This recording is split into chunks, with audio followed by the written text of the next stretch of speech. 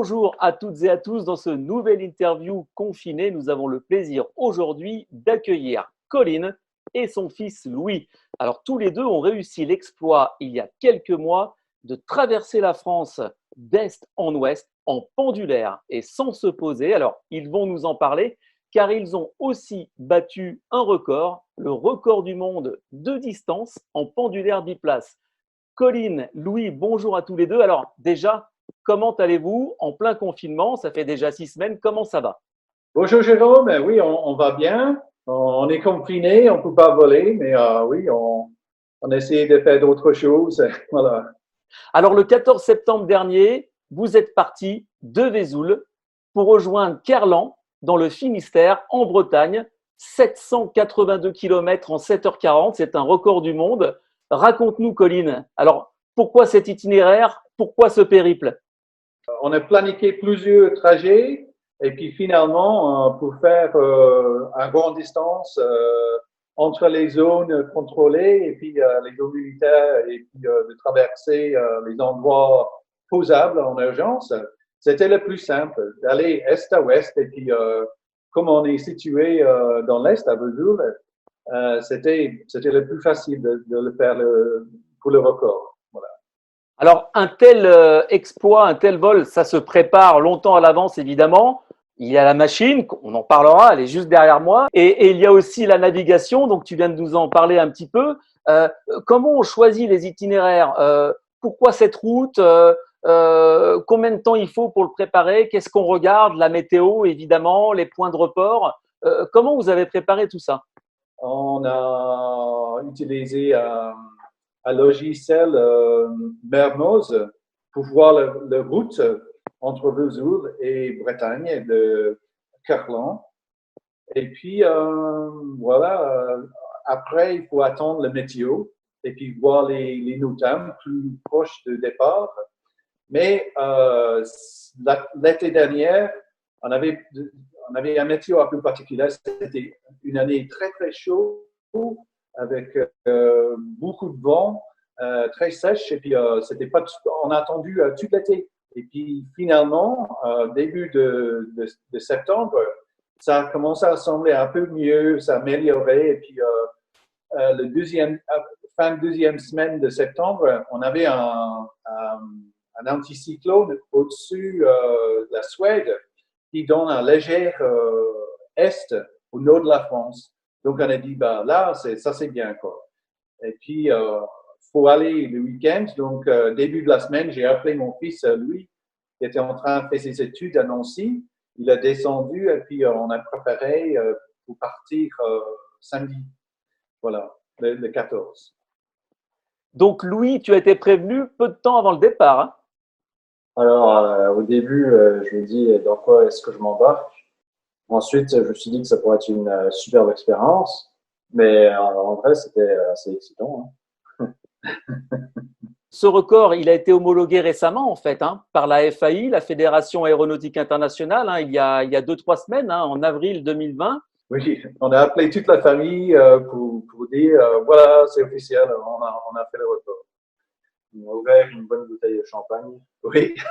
Et alors, pour bien comprendre, donc là, vous avez parcouru 782 km en 7h40.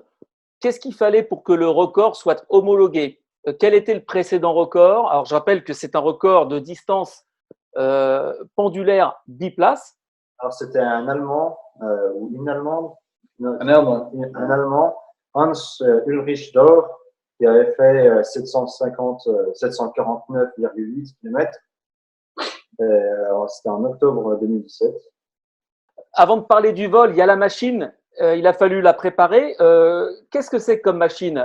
Donc le pendulaire là qui est derrière moi, c'est celui. Là, c'est le jour du départ d'ailleurs, hein. Vous êtes tous les deux là vers 7h du matin sur le tarmac de l'aérodrome de Vesoul, prêts à partir. Comment vous avez préparé cette machine? Qu'est-ce qu'il a fallu? Est-ce qu'il a fallu l'adapter? Je crois que vous avez rajouté un réservoir.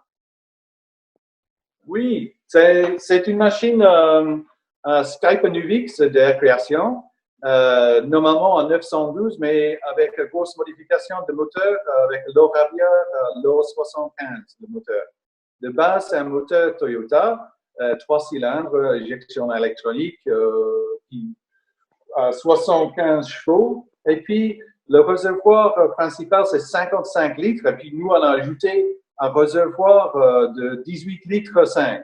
Donc, voilà, c'est le réservoir. C'est 18 litres. Et puis, c'était juste en dessous les fesses de Louis. Donc, Louis, tu étais assis sur le réservoir. C'est ça, oui. Oui, c'était le siège. Et puis, il a amorcé comme ça pour transférer l'essence dans le réservoir principal.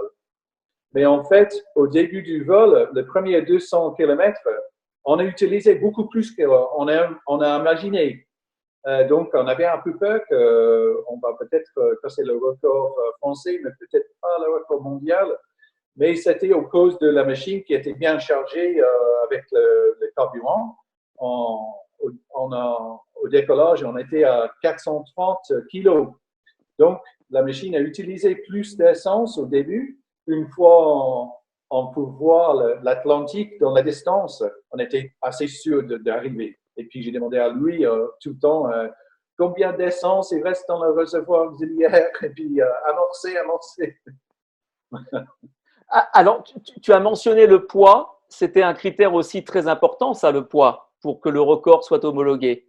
Oui, le masse maximale au décollage pour la machine, c'est 450 kilos. Nous, on était à 430, tous les deux, parce qu'on est assez léger. Moi, j'ai 75 et lui, 70. Donc, on avait un petit peu de marge pour mettre le réservoir auxiliaire. Et puis, voilà. Est-ce qu'il y avait d'autres choses à adapter pour la machine, mis à part le réservoir supplémentaire, respecter le poids évidemment? À part ça, c'est une machine comme les autres, hein, si j'ai bien compris. Oui, c'est ça, c'est assez standard. Donc, d'origine, la machine est équipée avec le double commande. Donc, on a enlevé tout ça pour avoir moins de traînées. Mais sauf que lui, derrière, il était obligé de piloter un petit peu avec les câbles. Parce que de temps en temps, il faut manger, il faut boire un petit coup. Et puis, moi, j'ai fait pipi. Et puis, c'était à lui de piloter depuis les câbles à l'arrière. Voilà. Alors justement, comment s'est passé ce vol? Qu'est-ce qu'on ressent déjà quand on est sur le tarmac, là, comme sur la photo derrière moi, et on se dit, voilà, on part, on va traverser la France, on n'a pas le droit de se poser, on a tout prévu, tout anticipé, mais on ne sait jamais. Comment vous étiez là ce matin juste avant de partir? Ben, moi, oui, j'étais toute prêt. J'étais vraiment envie d'aller décoller. Mais il y avait toute la famille, les copains, et puis des membres de presse, des gens comme ça. Et puis, ça a montré un petit peu de l'appréhension, ce qu'on va faire quelque chose d'important. Donc, mais une fois on a décollé, on était soulagés. Puis, l'air, le matin, c'était très calme. Donc, c'était super. Et toi, Louis, pardon, et toi, Louis, alors, avec le jour du départ, Je crois qu'on était les seuls sur le tarmac. Donc, il y avait juste notre pendulaire. On était les deux sur la piste. On avait l'impression d'embarquer dans un truc assez énorme. Et puis, les premières 2 heures du vol, c'était pas mal. Hein. On avait le soleil, disons, très rallongé. C'était assez beau. Puis, bon, au fur de la journée, il y avait quelques thermiques qui ont commencé à perturber le vol. Pour moi, à l'arrière, je m'approchais un peu, mais en vrai, ça s'est pas trop mal passé non plus. C'était vers 11 heures du matin, je crois, que ça a vraiment commencé. Et surtout quand on est en basse altitude, quand on passe en dessous des zones aériennes, et, on a été bien secoué quand même. Louis, quel était ton rôle à bord alors? Oui, alors tout d'abord, vu que c'est un record biplace, il faut bien un copilote. Mais oui, quand le pilote lui-même ne pouvait pas piloter parce qu'il faisait autre chose, du coup, moi, j'étais aux commandes derrière avec les câbles, comme on l'a dit précédemment. Et aussi, c'est vrai que pomper l'essence du réservoir auxiliaire, ça m'a pris un bon bout de temps à partir de midi, je crois, parce que le réservoir principal commençait à se vider. Du coup, il fallait le remplir de nouveau. Et j'avais un peu mal aux mains après. Et racontez-nous comment ça se passe là-haut. Vous avez emmené à manger pour les besoins personnels aussi. Vous êtes resté quand même 7h40 en l'air. Donc j'imagine que vous aviez prévu quelque chose aussi. Oui, on a porté le petit bar céréales et puis chocolat et puis on avait des camelbacks avec de l'eau. Et puis pour moi, j'avais un truc pour faire pipi. Donc ça c'est un tuyau avec une espèce de préservatif qui branche avec le tuyau. Et puis, tu mets ça sur la caquette et puis après, tu peux faire pipi. Voilà. C'est un peu bizarre pour le mettre, mais après, c'est confortable. Et puis, après 4-5 heures, on peut aller faire pipi.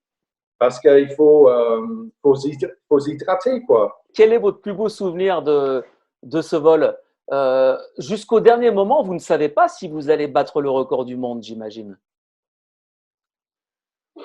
Oui, oui. Une fois on est arrivé vers l'Atlantique, on savait que oui, ça se fait, hein, on va arriver. Et là, c'était le moment le plus émotionnel pour moi parce que moi, je viens d'un petit île dans la mer irlandaise. Je suis de l'île de Man. Et puis d'arriver à l'Atlantique, c'était comme j'arrivais chez moi. Donc, pour voir la beau côte de Bretagne, c'était vraiment super pour moi. C'était vraiment les émotions. Et quand on a posé, le propriétaire de terrain, M. Claude Buanic, il a sorti la cornemuse breton et puis il a joué la cornemuse et sorti une bouteille de champagne et puis ça, c'était magnifique. Eh bien, écoutez, bravo, bravo à tous les deux. Est-ce que tu as d'autres projets, Colin? Oui, on a dans le confinement, on planifié plusieurs autres records. On pense qu'on peut peut-être battre le record de distance avec un minimum de carburant. Et puis aussi le record en monoplace, donc sans lui, malheureusement, avec un copain qui est fabricant de Delta, Jean-Marc Bousselet de Ellipse, avec ses petites machines monoplace, mais très, très performantes, les alizés, les chariots alizés.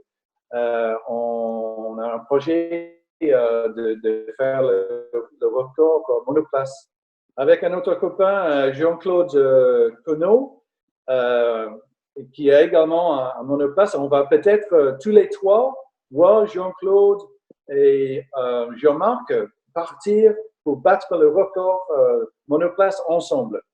Donc, on a tracé trois routes différentes. Un qui part depuis le nord de la France jusqu'au sud, jusqu'à les Pyrénées Atlantiques. Un autre d'Allemagne en Bretagne et un autre depuis Vesoul jusqu'à la frontière d'Écosse-Angleterre. Merci Colin, merci Louis, à très bientôt. Prenez soin de vous, on reste encore confinés et puis on ne manquera pas de parler de tes futurs records. À bientôt. Au revoir. Merci Jérôme, au revoir.